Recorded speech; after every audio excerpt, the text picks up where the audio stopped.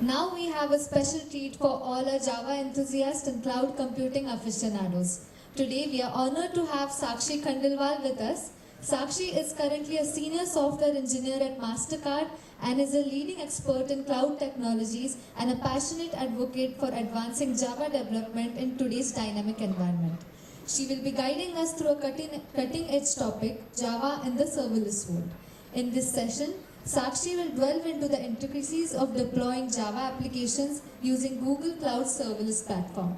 To make the learning experience even more engaging, Sakshi has prepared interactive demos that will show you how to build, secure, and monitor Java application in a serverless world. Let's give Sakshi a warm welcome.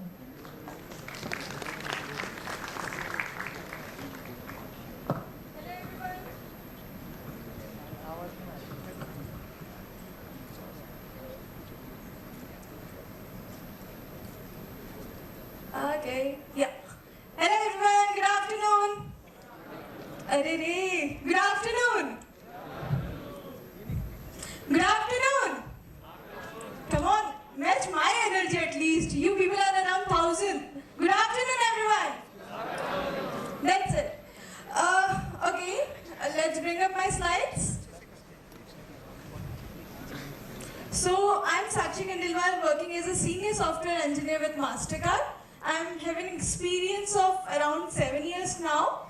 I'm Java and Cloud certified and I do write some technical blogs on my Medium page. So that's it about me. Can we start the slides? So topic for us for this session is Java in the serverless age. So let me know who are the Java developers here. Like you can just raise your hands. And when I'm saying Java developer, that meant you just have written public static void main string args system.out.println hello world. Hello. Yeah. Thank you. So yeah, we are having some developers over here. Do you know when Java was invented? When Java came into picture? Come on, Java developers, I need some answers. No? So Java was invented or came into picture in 1995. So we can say Java is kind of 20-ish year old right now. So being to this fact, who are the people that consider Java is not suitable for robust applications or for critical fast applications that we want to deploy in cloud? And there are other options available, like I'm talking about Python, Node.js, Go, whatever you can think of, but not Java. Who are these people? Come on, make it interactive. Or everyone thinks Java is the best. Java is the best? Yes? No? Okay, thank you. I got the mixed answers and I actually wanted that. Being to the fact that yes, most of the people don't consider Java as that part of a language which should be considered to be that fast to be able to cope up with our real world problems. Do I have slides? Okay, can't I switch with this? Okay. So I just put it as a joke. Just I'm a Java developer sitting in a cafe and trying to convince the management, no, Java is good. Java can develop a very fast level, a very critical applications without any blockage. Next. Okay. We need downloaded slide and then present it. Okay, no worries. So agenda for us is we will first go through serverless because serverless is an overloaded term. Like you can't define serverless in a single line, at least for me. The second is Java in a serverless world where we are going to deploy our Java application, production, we are going to optimize our deployment, and conclusion. We are derived some conclusions over there. Next. What does serverless mean? Serverless, as I mentioned, is an overloaded term. So being to the fact of operational model, you will consider serverless as no infra management, security, pay only for usage. So when I'm saying managed security, it is considered as infra security, not at your code level. Programming model, yes, service-based, event-based, stateless. So when I'm considering event-based programming, consider an example, very simple use case. I have a use case where I want to upload a picture. My function should get triggered and convert that picture into a thumbnail and just store it somewhere in a archived storage. So that's it. So this use case where uploading will perform as a trigger, this is some of the examples of event-based trigger. Next.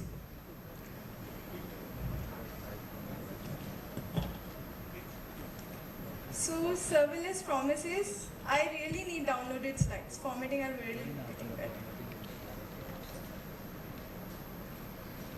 Or just share the laptop.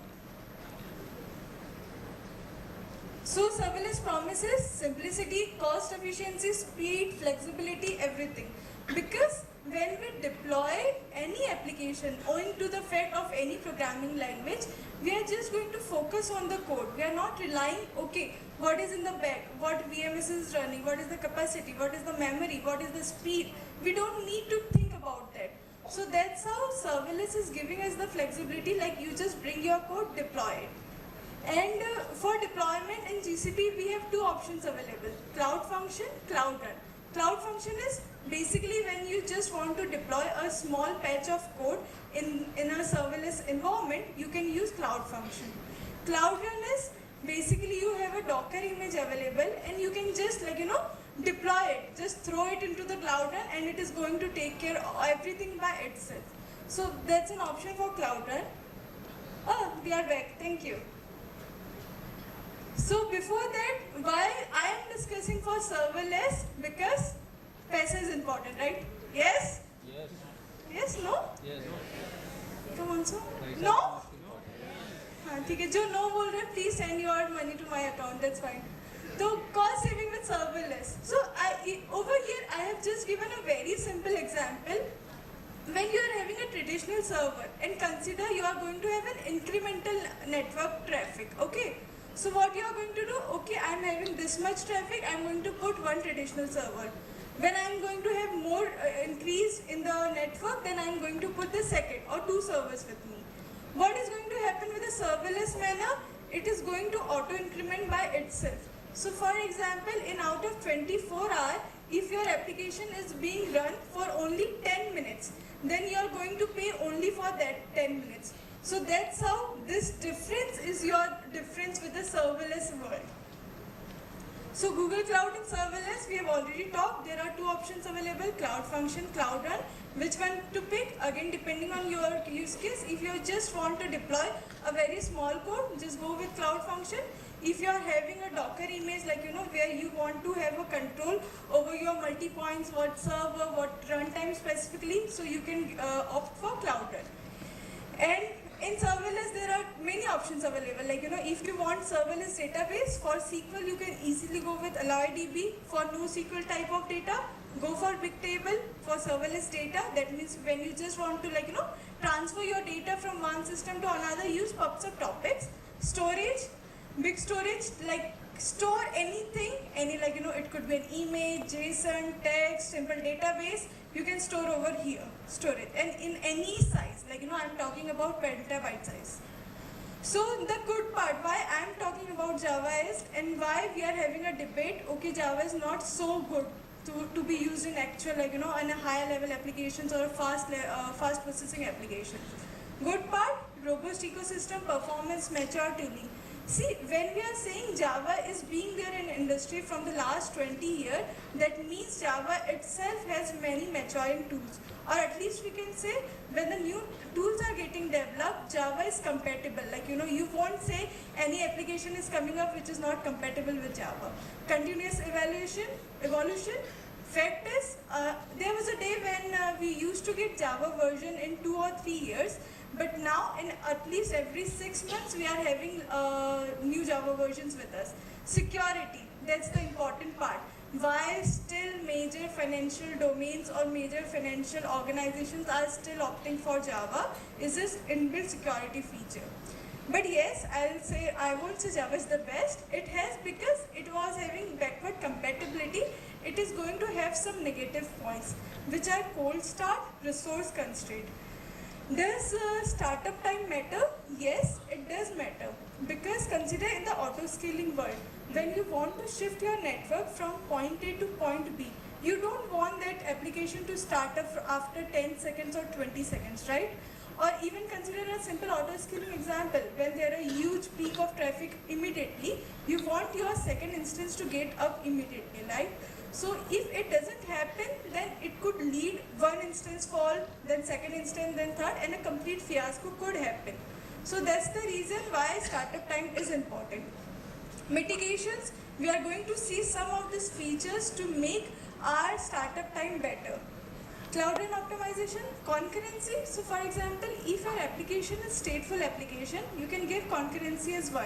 But if your application is stateless, you can make a concurrency level up to 100. I believe when I last checked with Cloud Run, 100 was the maximum limit. So you could keep the concurrency level as 80. Auto scaling, the favorite part of developers. Like, you just need to set a metric. For example, if I want auto scale when the network reaches to 60%, or when CPU utilization reaches to 80%, something like that. So you could sleep at night peacefully, right?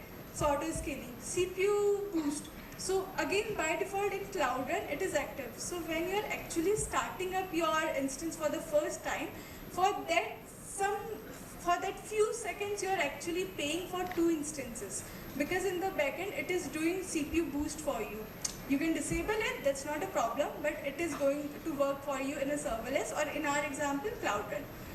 So how to make Java more better? Use the latest one. So for example, this is an example. This person has shifted from Java 17 to Java 21 without any code change. And we can say a huge level of latency decrement can happen. And again, being to the fact Java is backward compatible, that's the reason we didn't need to do any code change. Tune your JVM. Because when most people are saying, okay, Java is not that great, Java is not so good, we are missing what are the actual parameters we could use to optimize it. So for example, memory management, you can set max RAM percentage, min RAM percentage. Then if you want to actually print flags, okay, what are the JVM flags enabled right now? You can print that. And accordingly pick the right garbage collector.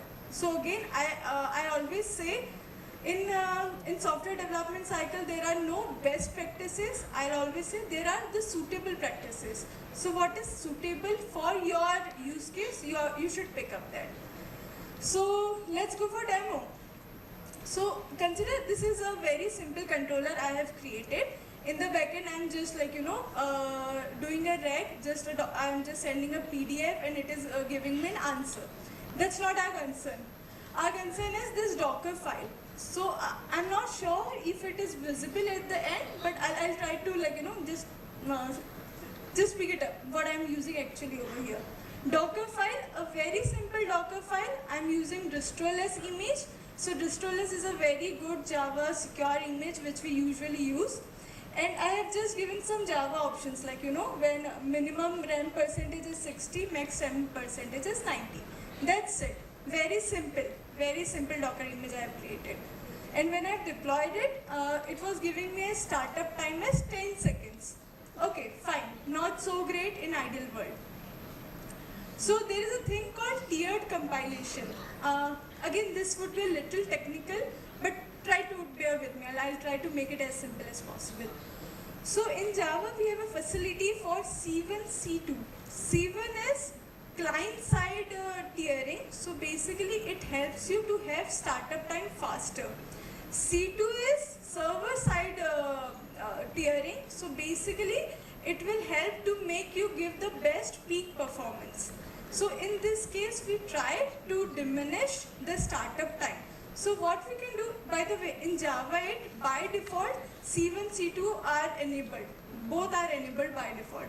So we can do, if we really want to focus on startup time, we can just stop C2 and enable C1. So I'm just using tiered stop level at C1, that's it. So over here, I'm just using the same image. I'm giving the same RAM percentage of minimum and maximum limits. But what I have added, tiered compilation and stop level at 1. So that I'm just using the C1 tiered. So now with this usage, just I am adding 2 parameters and my startup time has shifted from 10 seconds to 8 seconds. Is it good? Yes?